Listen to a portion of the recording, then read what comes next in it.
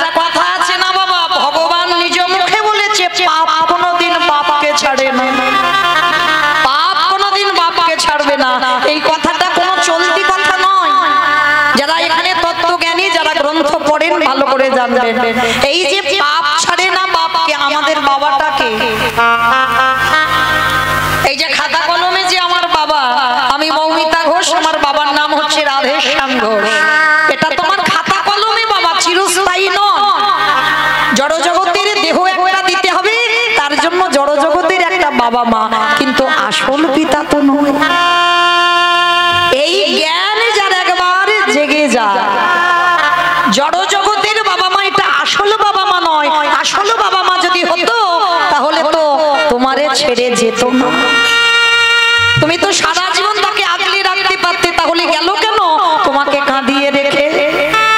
তাহলে একজনই আছে যিনি হলো বিশ্বপিতা, যিনি হলো জগৎ পিতা, যিনি হলো সবার বাবা, যিনি হলেন বিশ্বের স্রষ্টা মালিক ভগবান।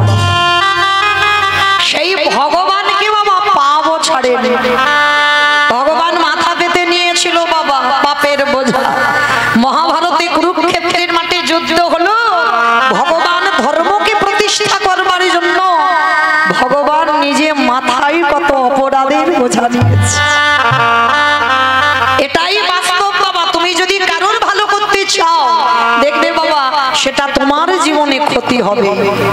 ভগবান এই যে কুরুক্ষেত্রের মাঠে আত্মীয় পরিজন বন্ধু বান্ধবদের হত্যা করে যে পাপ হলো, সেই পাপের বোঝা কৃষ্ণ মাথায় নেয়। যেদিন মা গান্ধারী একটা নয়, দুটো নয়, তিনটে নয়, চারটে নয়, শত শত পুত্র নিধন হলো।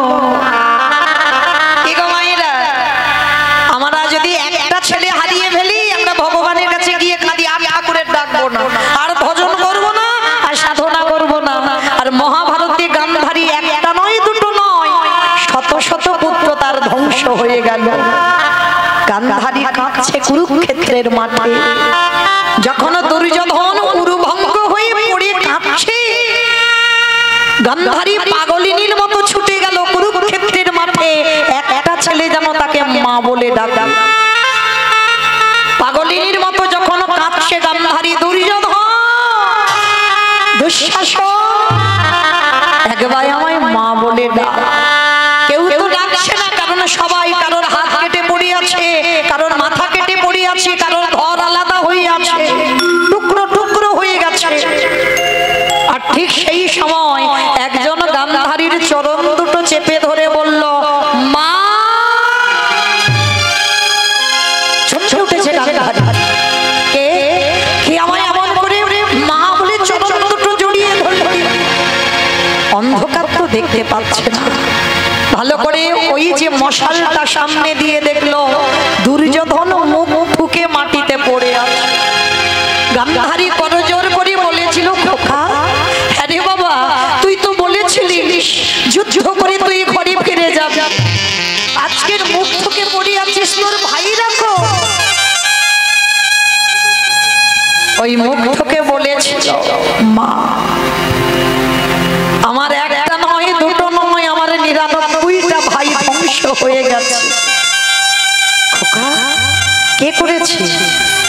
আমার 99টা ছেলেকে হত্যা কে করেছে? তুই একবার নামটা বল।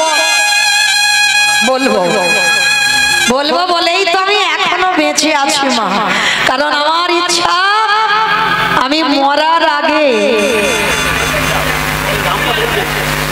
কি কি কি বলছে, কি বলছে, কি বলছেন বলুন, কি বলছেন, কি বলছি বুঝতে পারছি।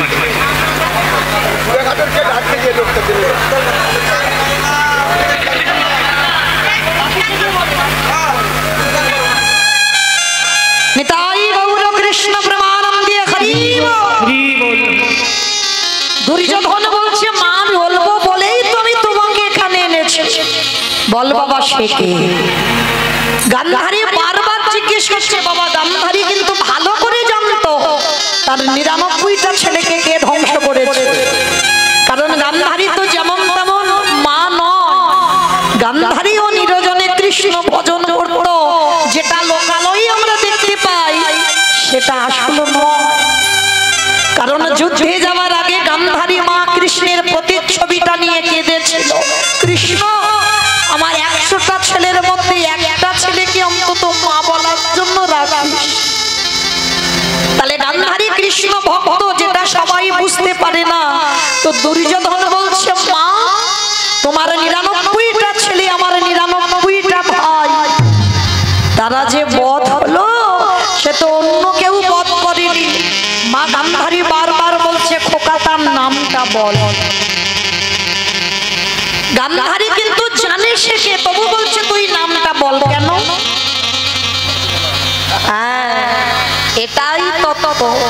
কীর্তন শুনলে হবে না মা, একটু ভিতরে যেতে হবে। শুধু একটা কাহিনী হবে আর উপর থেকে শুনে চলে যাব হবে না। বারবার গান্ধারী বলছে, খোকার নামটা একবার বল।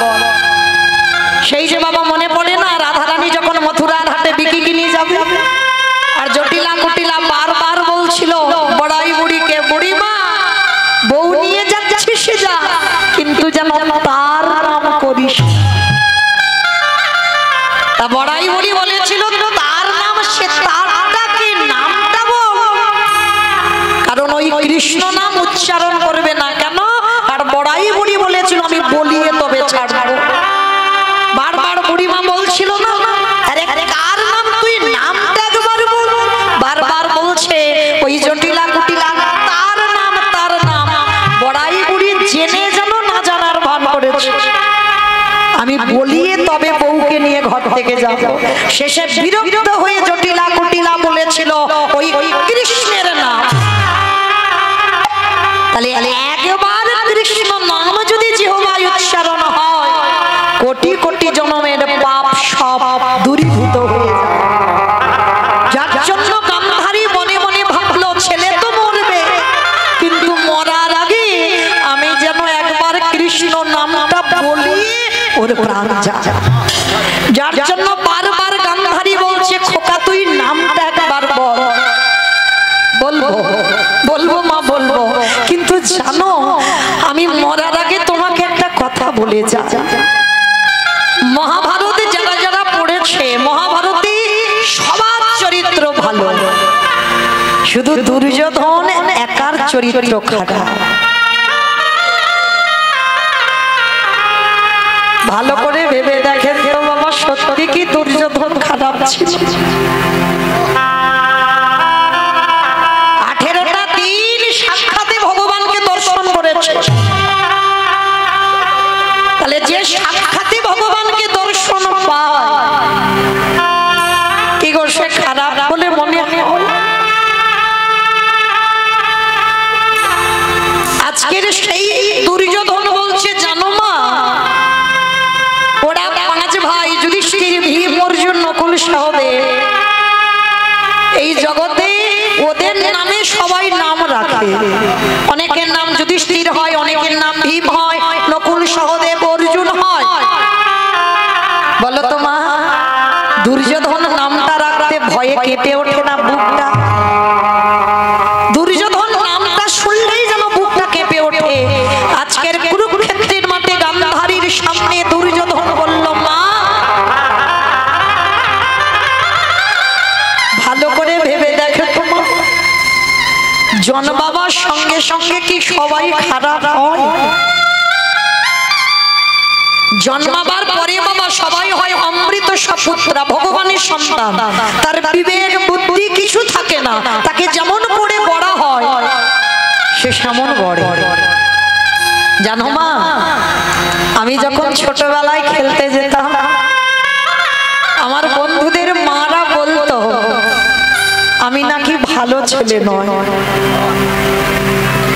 কেন? আমার যেদিন জন্ম হয়েছিল বিনা মেঘে বজ্রাঘাত পড়েছিল, আমার যেদিন জন্ম হয়েছিল রক্তের বৃষ্টি পড়েছিল, ওই জন্য বলছে আমার লক্ষণ নাকি ভালো নয়।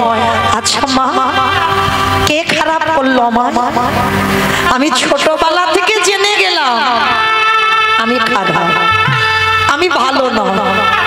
মাগো, জীবনে এত কটা দিন যখন কোনোদিন কারোর কাছে ভালো হতে পারিনি,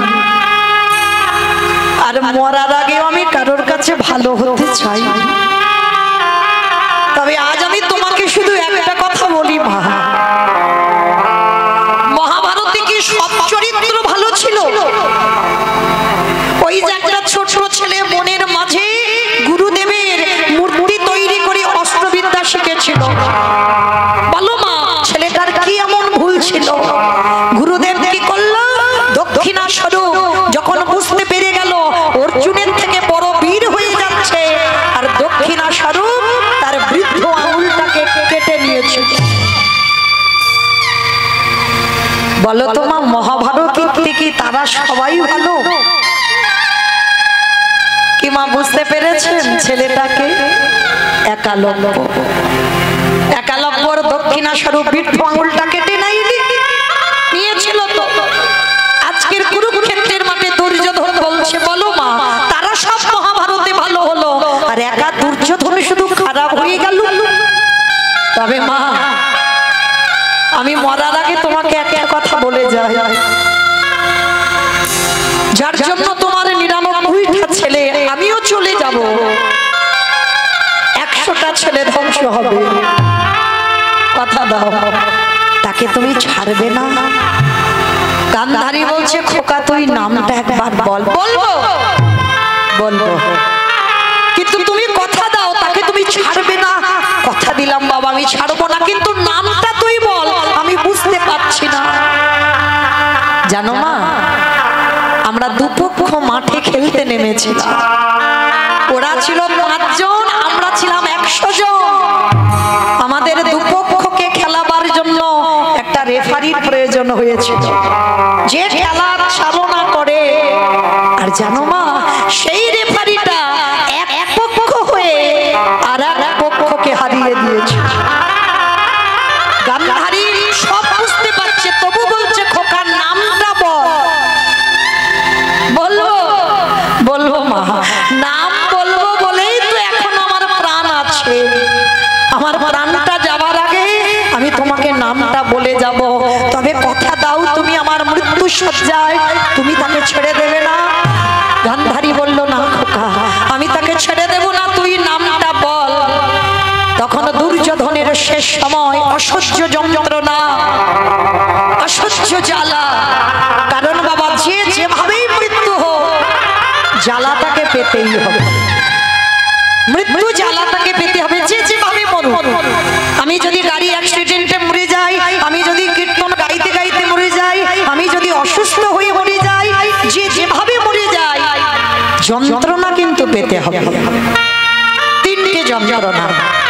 একটা যন্ত্রণা আসবে তোমার চোখে, একটা যন্ত্রণা আসবে তোমার মুখে, আর একটা যন্ত্রণা আসবে তোমার বুকে। আসতে হবে।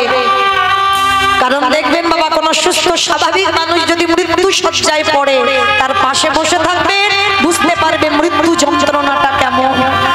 সামনে ছেলে বউ নাতিপুতি সব বসে আছে, কিন্তু বাবা যে ব্যক্তি মারা যায় বারবার বলে আমার বড় ছেলেকে ডেকে দাও, আমার ছোট বউমাটাকে ডেকে দাও, আমার ছোট মেয়েটাকে ডেকে। তারা বসে আছে, দেখতে পাচ্ছে না কেন?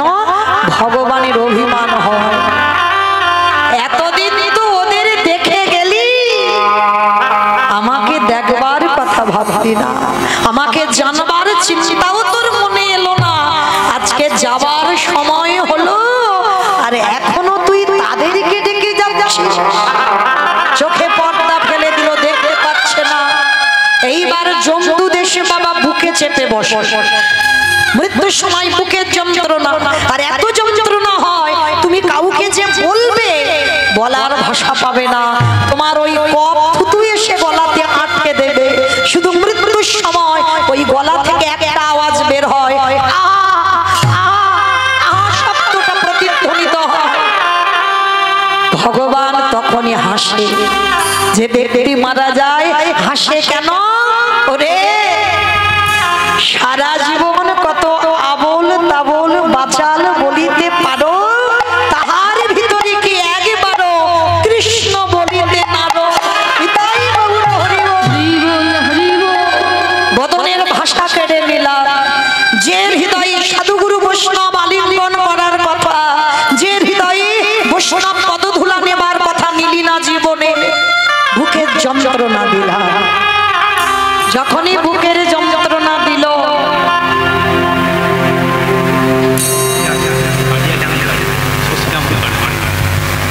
যে রাধে একটা মেয়ে হারিয়ে গেছে, আমাদের কমিটি দাদা ভাইদের কাছে আছে, বালিয়া ডাঙাতে বাড়ি, কি নাম?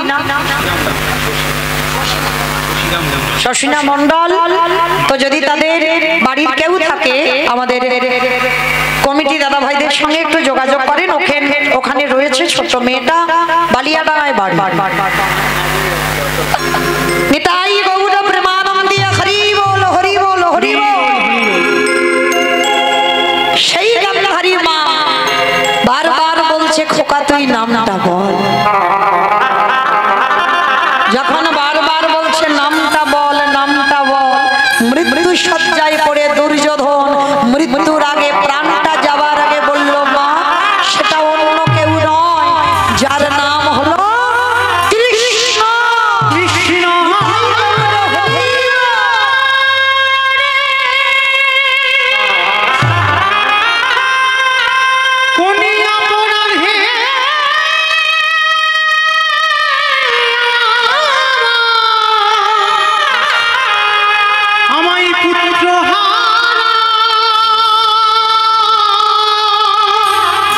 তুই করে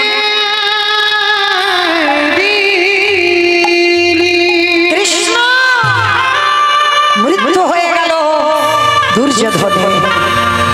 আচ্ছা বলেন তো মা, মা সব কর্ম করতে পারে, ছেলের মুখে আগুনটা কি দেওয়া যায়? কেউ কি নেই আমার দুর্যোধনের একটু মুখাগ্নি করে দেবে? একজন বাবা চিৎকার করে বলে উঠেছিল আমি আছি, আমি আছি। কে? আমি তো দেখতে পাচ্ছি না। পাবে না, আমাকে দেখা তো অত সোজা নয়। কি বাবা দেখি বললে দেখা যায়? হাজার টিউবলাইট জেলে যদি তার সামনে ধরে থাকা যায় দেখতে পাবে না। হাজার হ্যালোজিন যদি তার সামনে ধরে রাখা যায় দেখা যায় না। হাজার হ্যারিকেন যদি তার সামনে ধরে থাকো তাকে দেখতে পাবে না। কেন? সব নয়নে ভগবান দেখা যায় না। দন্তেশ্বর সব মানে সর্বস্ব, আর তালবেশ্বর সব মানে মরণ। এখানে যারা বসে আছি দাঁড়িয়ে আছি আমি কীর্তনিয়া সম্প্রদায়, তালবেশ্বর সব মরে আছে। যদি গুরু চরণ আশ্রয় করে গুরুদেবের চরণ ধরে যদি তুমি কুলকুণ্ডলী জাগরিত করতে পারো, যদি তোমার আটকা চোখ একবার খুলে যায়, যা আছে বিশ্ব ব্রহ্মাণ্ডে তাই আছে তোমার দেহ ভাণ্ডে। যেতে হবে না বৃন্দাবনে, যেতে হবে না নবদ্বীপ।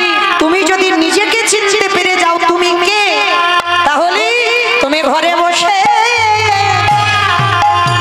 গোবিন্দ যুগল দেখবে।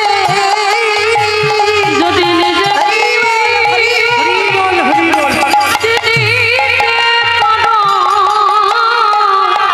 তুমি ঘরে বসে যুগল দেখতে পাবে। আস্তে আজকের সেই গান্ধারী মা কাছার বলছে কে তুই? আমি দেখতে পাচ্ছি না। কেন? বলে পাবে না, সব নয়নে তো দেখা যায় না। আমি যদি কৃপা করি তবে তো সে আমারে দেখতে পাবে। কে বাবা তুই? ভগবান বললেন আমি দেখা দেব তোমার। সামনে এসে যখন দাঁড়ালো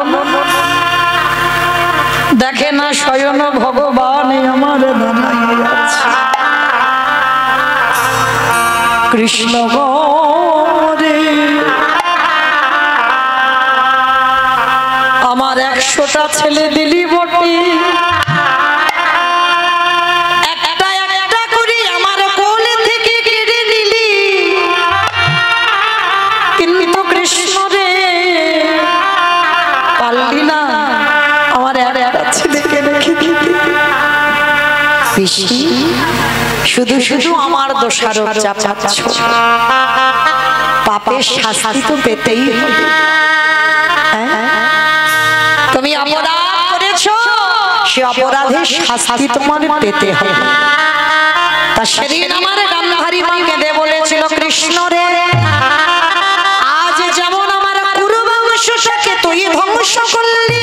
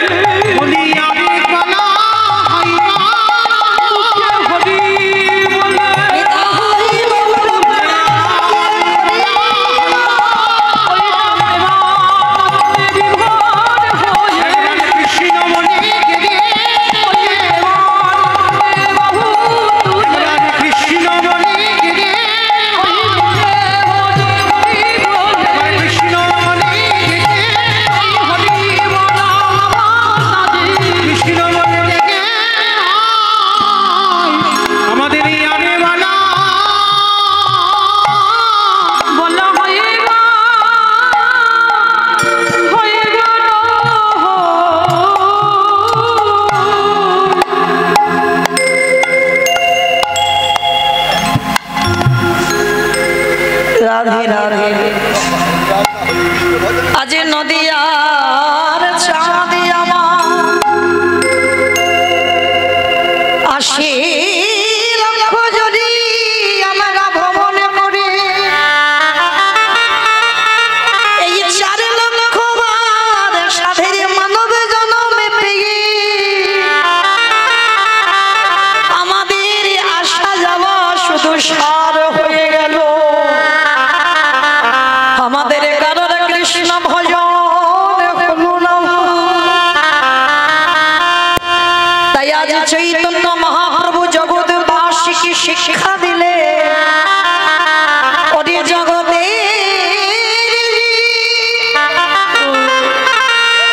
প্রতিদিন সকাল আবার সকাল বেলা দুপুর হয়ে যায়, দুপুর বেলায় আবার বিকাল হয়ে যায়।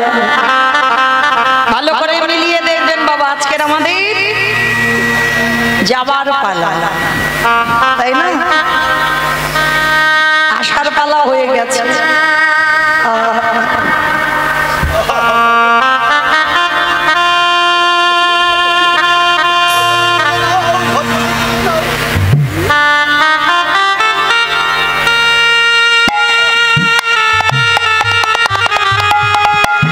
ভালো করে ভেবে দেখেন মাইরা, এই যে আমাদের 80 লক্ষ জনই ভ্রমণ হয়ে গেছে, এবার এই 4 লক্ষ বার মানব জন্ম হতেও তো পারে বাবা এই জন্মটা মানব জন্মের শেষ জন্ম। এই জন্মের পরে হয়তো আমরা গোবিন্দ চরণে পেয়ে যাব। তাই চৈতন্য মহাপ্রভু বললেন হেলায় হারাস না। এই জগতের সঙ্গে বাবা দেহ তত্ত্বের একেবারে মিল আছে, মিলিয়ে দেখেন। সকালবেলা যখন সকাল হয়, আমাদের জীবনও তো সকাল ছিল। বাল্যকাল, শিশুকাল, ওটা হচ্ছে আমাদের সকাল বেলা। সূর্য যখন একেবারে মাথায় হয় তখন দেখবেন এত রোদ এত গরম সহ্য হয় না। দেখেন আমাদের দেহে যৌবনে কালে এলো, রক্ত গরম, সংসারের মায়ায় আমরা আবদ্ধ হয়ে গেলাম। কিন্তু এই রক্ত গরম নিয়ে সংসার করতে করতে কতদিন সূর্য, কতক্ষণ সূর্য আকাশে মাঝখানে থাকবে, ও তো পশ্চিম আকাশে ঢলে পড়বে। কি মাইরা, আজ আমাদের অষ্টকালীন চলছে। সকাল সেই 5টার সময় রসদ গাড়ি শুরু হলো, তখন কত ঠান্ডা পরিবেশ।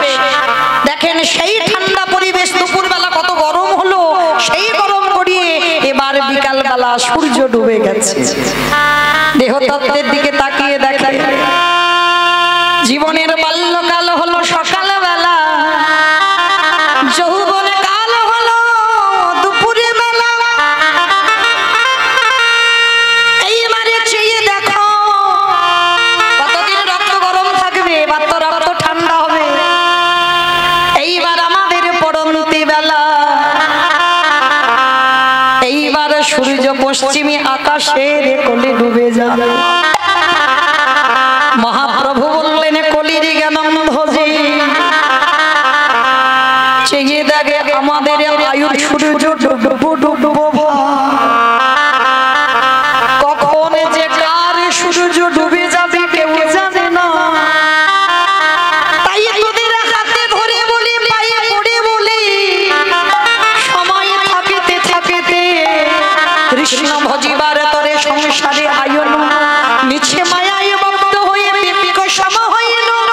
আমাদের ভজন সাধন কারণ আর সময় মতো হলো না, শুধু এলাম খেলাম সংসারে জীবনে কাটিয়ে চলে গেলাম।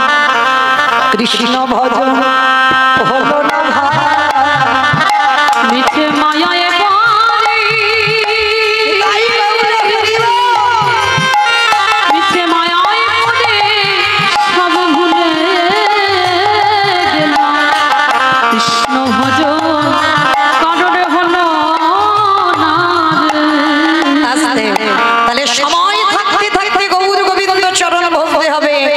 সময় গড়িয়ে গেলে ভজন সাধন হবে না। শিশুকালে কৃষ্ণ ভজে কৃষ্ণ পাবার আশা, কৃষ্ণ পাবার যৌবনেতে কৃষ্ণ ভজে আসে না।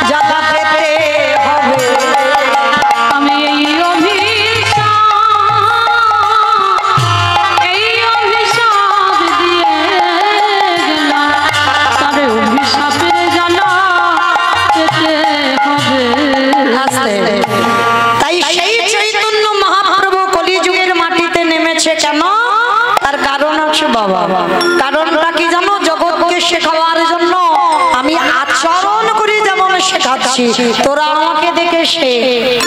তাই তো আজকে ঠিক বেলি অবসান কাল,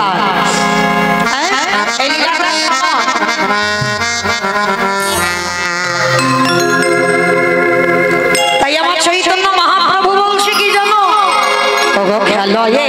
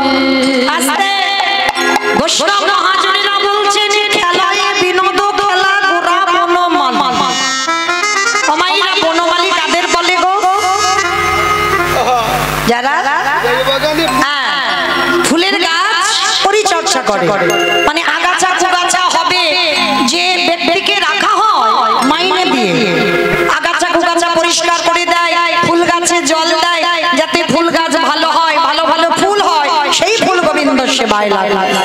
কিন্তু আমার চৈতন্য মহাপ্রভুকে বনমালী বলল কেন?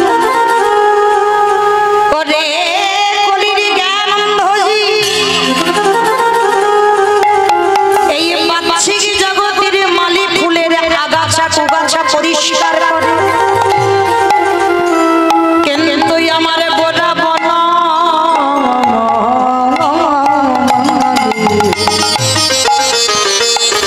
মাইনা এই দেহটা একটা বাগান, এই বাগানে কৃষ্ণ নামের ফুল তখনই ফুটবে যখন তোমার আগাছা কুগাছা গুলো পরিষ্কার করে দেবে। সেই আগাছা কুগাছা গুলো কি? কাম কাঞ্চনে আসক্ত, বিষয় বিষয়ে আসক্ত, এই কলুষিত মনে ঈশ্বরের প্রতিফলন হবে না। কাম ক্রোধ লোভ মোহ মদ আশ্চর্য, ষড়ঋতুর বশীভূত আমরা। ভগবান বলছে ওইগুলোকে সব নিম্নগামী কর, ওইগুলোকে যদি ঊর্ধ্বগামী করে দিস তাহলে বাবা কৃষ্ণ নামে ফুল এই বাগানে ফুটবে না। সব কটার মাথা নিচু করো, কিন্তু মারতে বলেনি, খবরদার যেন ছটা গরুকে কেউ মেরে দিও না, তাহলে বাবা সমস্যা আছে। ছজনকে মারলে হবে না, ওদেরকে দমিয়ে রাখতে হবে। যেমন ভগবান কালিয়া দমন লীলা করলো কেন? এটাই সমাজ শিক্ষা। লীলা করেছে নিজের জন্য নয়, লীলা করেছে জগৎকে শেখাবার জন্য। ভগবান কালিয়া দমন লীলা করেছে এই দেহটা যদি বৃন্দাবন হয়, দেহটা যদি 84 ক্রোশ পাওয়া যায়, দেহতে তাল বন, তমাল বন, নিধুবন, যমুনা নদী, কালিয়া হ্রদ সব আছে। তাহলে বাবা এই উদর যদি যমুনা নদী হয়, উদরের নিম্ন ভাগ যেটাকে চলতি কথায় বলি তলপে, সেটাই ওই জায়গাটাই হচ্ছে কালিয়া হ্রদ। আর ওইখানে একটা নাগ বাস করে যার নাম কামরূপ কালিয়। ভগবান বললেন কলির জি ওই কৃষ্ণ ভজ